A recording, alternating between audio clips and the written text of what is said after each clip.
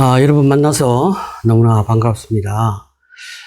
이번 학기 참, 너무나 기대감을 가지고, 저는 여러분을, 만나서 같이 공부하려고 생각하고 있었는데, 왜 이제 그런 기대감을 갖고 제가 있었냐면, 사실 이번 학기가 이제 부부치료, 같이 공부를 할 거니까, 제가 참 많은 기대감을 가지고 준비를 하고 있었습니다. 그런데 너무나 안타깝게도, 코로나19로 인하여 우리가 함께 대면 수업을 하지 못하고, 차일피일 이렇게 미루어지게 되었습니다.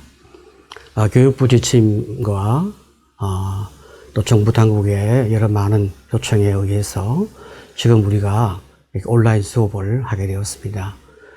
여러분들이 너무나 많이 안타깝고 속상한 마음을 가지고 있겠지만, 우리가 이런 상황에서라도 같이 공부를 하면서, 우리가 한 주 한 주, 같이 버텨내는 것이 얼마나 더 귀한 일인가 생각하게 됩니다. 여러분, 같이 열심히, 공부해 나가면서 또 하나님의 은혜가 우리에게 임하고 또 하나님의 은혜가 우리나라와 온 인류 위에 임하도록 같이 우리 기도하는 마음으로 열심히 같이 공부했으면 좋겠습니다. 특별히 이제 이 부부 치료는 제가 좋은 책을 내었기 때문에 여러분들이 같이 공부하게 되었으면 매우 유익하리라 생각하게 되어집니다. 제가 작년에 또 제가 새로운 책을 내었죠. 한국적 이마고 부부 치료. 여기 보시면 이 개정 정보판이라고 새로운 연구를 더 추가해서 제가 더 많은 자료를 제시해 놓았습니다. 최근에 여러 많은 자료들, 최근에 여러 많은 통계 분석들, 또 그동안 연구한 여러 많은 분석 자료들을 더 많이 제시하면서 학생 여러분들이 더 많이 연구를 잘 할 수 있도록 그렇게 자료를 많이 제시했습니다. 이렇게 끊임없는 연구를 하게 되어지는 것은 이 부부 치료는 과거에서부터 현재 이르기까지 우리의 삶을 계속 반영하는 그런 학문이기 때문에 우리는 우리의 부부 치료에 관하여 연구를 계속 하지 아니할 수 없는 것입니다. 여러분들이 저와 함께 이제 공부를 해 나가면 아시겠습니다만은 이 부부 치료는 결국 우리가 가지고 있는 가치관 혹은 신앙이나 신념 이런 맥락 속에서 또 그 사람이 부모로부터 받았던 어떤 무의식이나 혹은 영향들 혹은 또 그 문화들 이런 것에서 굉장히 많은 영향을 받는 것입니다. 이런 것들이 반영이 되어서 내가 배우자를 선택하기도 하고 배우자와 내가 삶을 살기도 하는 것입니다. 우리가 의식의 차원에서 배우자를 만나서 행복하게 살아가고 싶지만 결코 그렇지 아니하고 모든 요소는 우리의 무의식 가운데에서 작동되어지기 때문에 이런 맥락 속에서 우리의 무의식도 찾아야 하고 우리의 과거도 알아야 하고 동시에 우리 현재도 알아야 하는 것입니다. 자, 이런 맥락에서 우리의 부부 치료는 과거와 현재에 끊임없는 그런 문화적 연구를 하지 아니하면 안 되기 때문에 우리는 계속 이 부부 치료에 관하여 연구를 하게 되어집니다.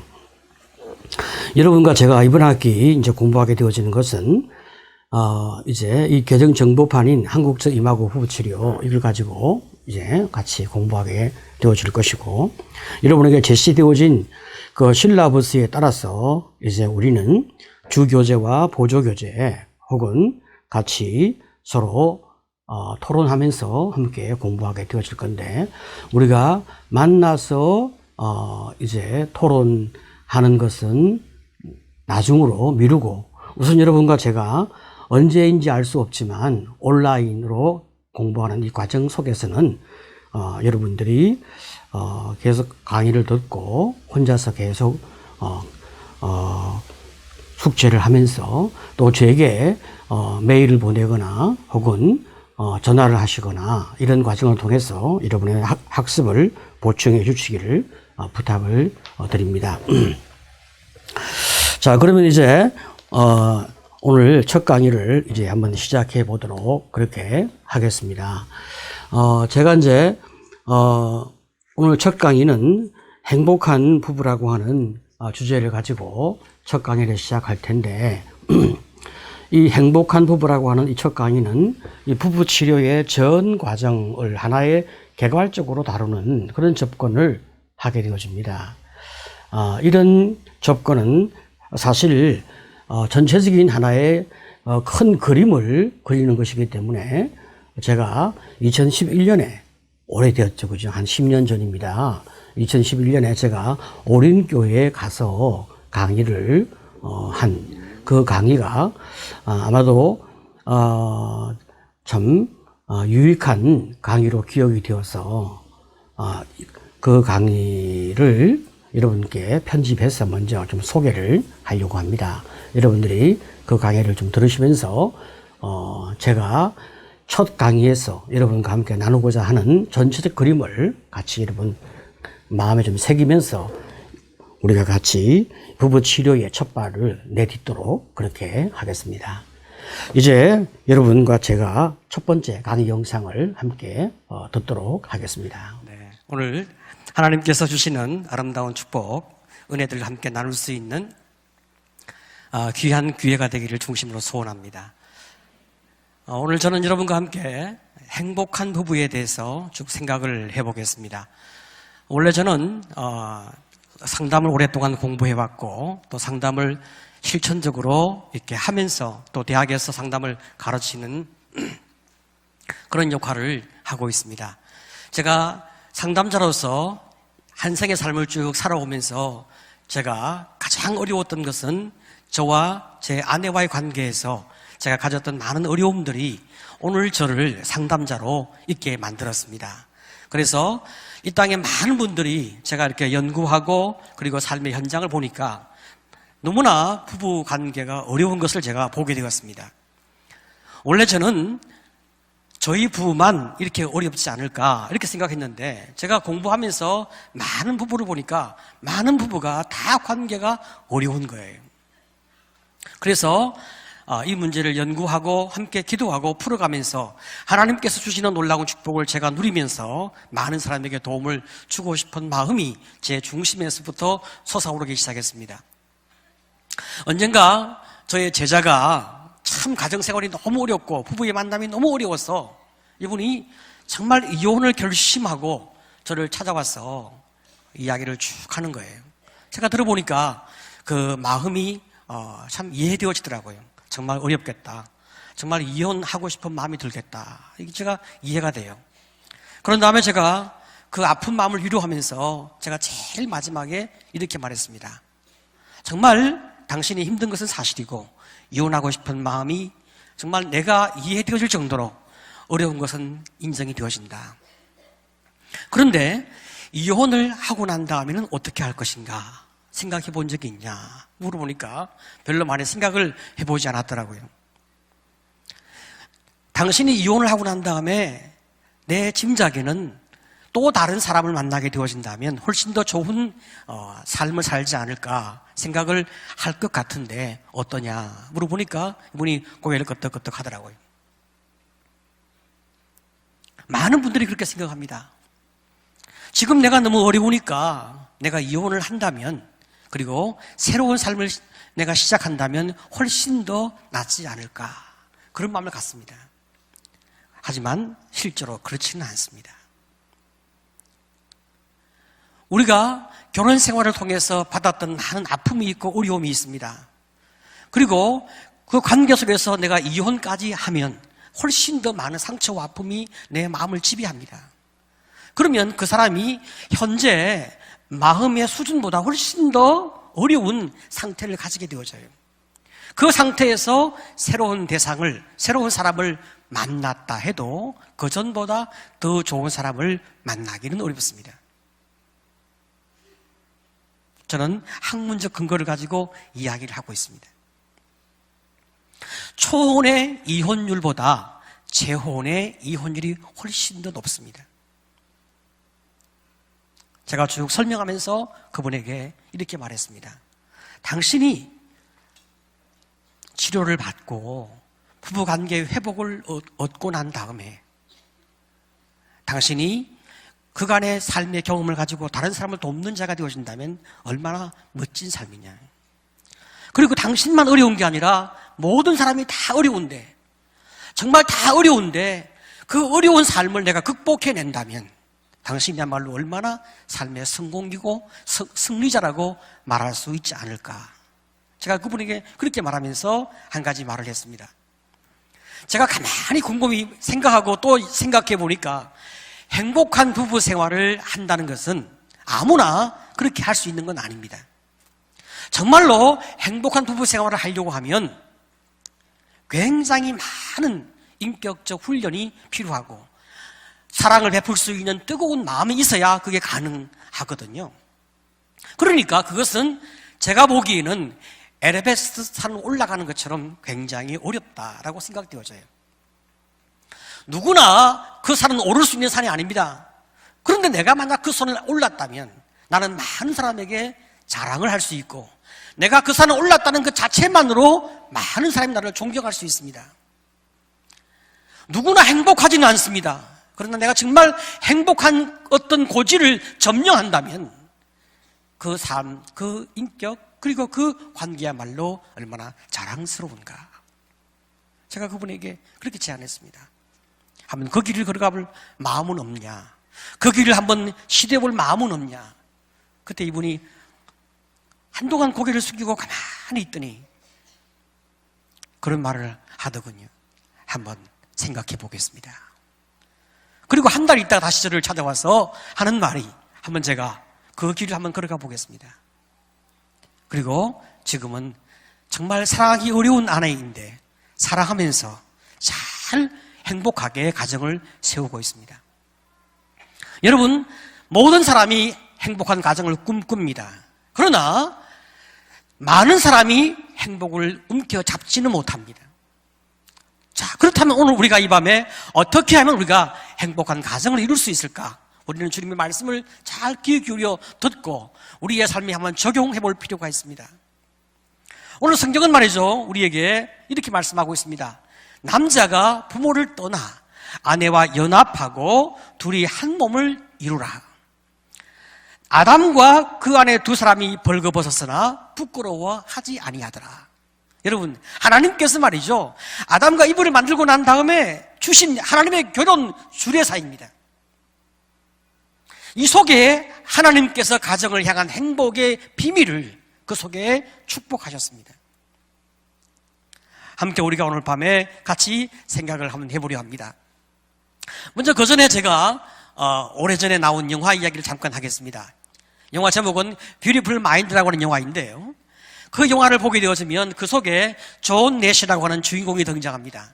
이 사람이 너무나 똑똑하고 너무나 박식해서 21살 때 제2의 아인슈타인이라고 일컬어질 정도로 굉장히 탁월한 사람이었습니다. 너무 똑똑하고 너무 유명해서 이미 젊은 나이에 이 사람이 대학의 교수가 되었습니다. 그리고 자기 제자인 알리샤라고 하는 여인과 이분이 사랑을 나누고 그리고 함께 결혼합니다. 행복한 가정을 함께 세워가고 있었습니다. 그런데 그만 이 사람이 너무 똑똑한 나머지 그 정신이 좀 어려워지면서 분열 증세가 오기 시작했습니다. 혼자 상상하고 혼자 망상의 세계 속에 빠지면서 그 망상이 진실인 것처럼 그렇게 믿는 사람으로 그만 바뀌고 말았습니다. 자, 이제 이 사람을 학교에서도 사회에서도 쓸모없는 사람으로 간주되었습니다. 자, 아무도 이 사람을 원하지 않는 거예요. 학교에서 추방되었습니다. 그리고 사회에서도 이 사람을 정신병자니까 이제 이 사람을 잘 인정하지 않습니다. 그 아내가 남편과 함께 살고 있는데 어느 날 그 남편에게 잠시 아이를 맡겼더니 그 아이를 말이죠, 목욕통 속에 목욕을 시키다가 그만 혼자 망상의 세계 속에 들어가면서 다른 세계 속에 가버리는 거예요. 그러니까 그 아이를 그만 손으로 놓아버립니다. 그 아이가 목욕통 속에서 빠져서 이제 물을 먹고 죽어가는 것을 바깥에서 그 아내가 느낌이 참 이상해서 이제 뛰어 들어가 보니까 상황이 그렇게 되었습니다. 간신히 아기는 구출했지만 아내의 마음에 깊은 상처를 받았습니다. 더 이상 이 남편과 함께 살기는 어렵겠다. 그렇게 마음먹고 이제 그 남편을 요양원에 보내기 위해서 모든 수속을 다 밟습니다. 그리고 난 다음에 차가 와서 그 남편을 싣고 가려고 하는 바로 그때 아내가 그를 쳐다보면서 너무 마음이 아픈 거예요. 모든 사람이 다 저를 버리고 외면했는데 나마저 저를 버리고 외면한다면 이 사람은 어디에 가서 살아갈 수 있을까? 너무 아픈 마음이 들어서 그만 남편을 보내지 아니하고 자기가 끝까지 책임을 져보기로 마음을 먹습니다. 그리고 한평생 그 남편을 돌봅니다. 그 안에 헌신적이고 지속적이며 일관된 사랑으로 돌보는 가운데서 이 남편이 점진적으로 회복이 되어져요. 이 남편이 하는 일은 없습니다. 아침에 일어나서 가방을 들고 의미 없이 도서관에 가서 하루 종일 있다가 그리고 도시락을 먹고 저녁쯤에 집으로 돌아오는 거예요. 한평생 그렇게 살았습니다. 나이가 점점 더 많이 들어가면서 조금씩 회복되어지면서 정신이 온전해지면서 자기 분야의 학문적 연구를 계속하게 되어지고 마침내 1994년에 균형 이론이라고 하는 이론을 발견하게 됩니다. 이로 인해서 그 유명한 노벨 경제학상을 수상하게 됩니다. 이건 실화예요. 상을 받는 자리에서 이분이 자기 아내를 불러올려요. 그리고 이렇게 말합니다. 오늘 내가 이 자리에 상을 받을 자격은 없습니다. 내가 만약 상을 받게 되어진다면 그것은 내가 아니라 내 아내가 이 상을 받아야 합니다. 아내가 없었다면 오늘의 나는 없기 때문입니다. 이렇게 말하면서 아내를 불려서 아내에게 상을 주는 거예요. 모든 영광을 내 아내가 받아야 합니다. 참 그 순간은 너무나 감동적이고 마음이 참 뭉클해져요. 자, 그런데 말이죠, 우리가 이런 영화나 드라마나 소설을 딱 보고 나서 감동을 받잖아요. 감동을 딱 받고 집에 가서 자기 배우자를 딱 쳐다보면 화가 확 납니다.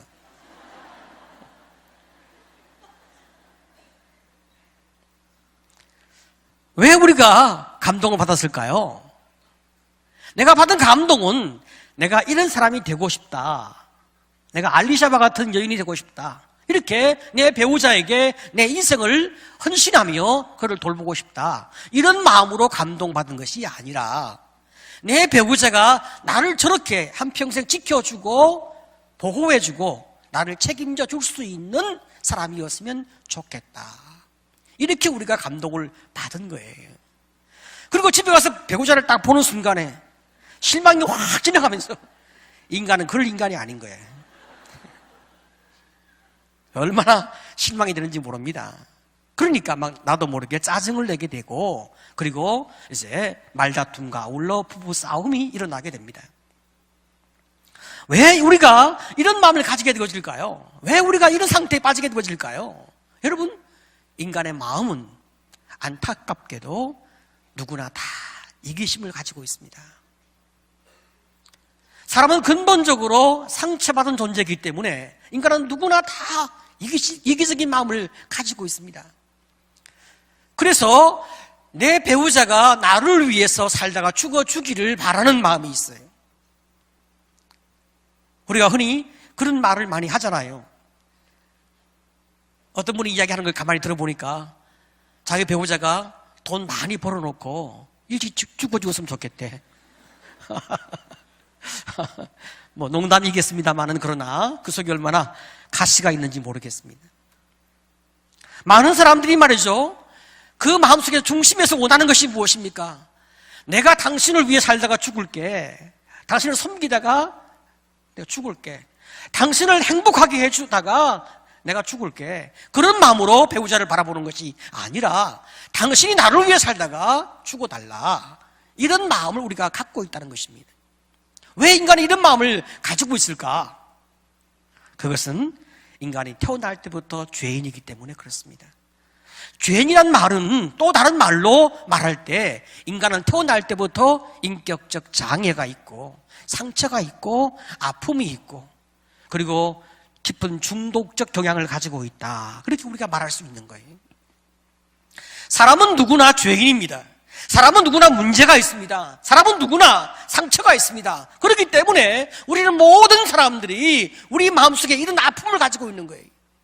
그래서 우리는 어릴 때 부모에게 우리가 더 많은 기대가 있습니다.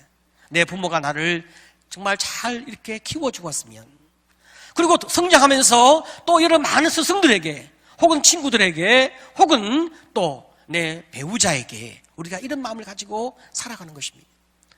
내가 너를 섬기고 내가 너를 사랑해주고 내가 너를 위해서 죽겠다는 거룩한 열망이 우리 마음속에 얼마나 있겠습니까? 하나님의 은혜가 있고 하나님의 사랑이 내 마음에 있기 때문에 우리가 순간순간 그런 마음은 가질 수 있지만, 그러나 하나님의 은혜가 있는 사람도 때때로 자기 배우자에게만큼은 이기적인 마음을 가질 때가 너무나 많이 있습니다. 우리가 우리의 자식한테는 말이죠, 사랑하고 섬기고 희생하려 합니다. 그런데 내 배우자에게는 사랑하고 섬기고 희생하고 싶은 마음이 아주 작습니다. 이것이 많은 사람이 가지고 있는 근본적인 아픔이고 이기적인 마음입니다. 여러분 잘 보셨습니까? 정말 수고 많으셨습니다. 어떻습니까?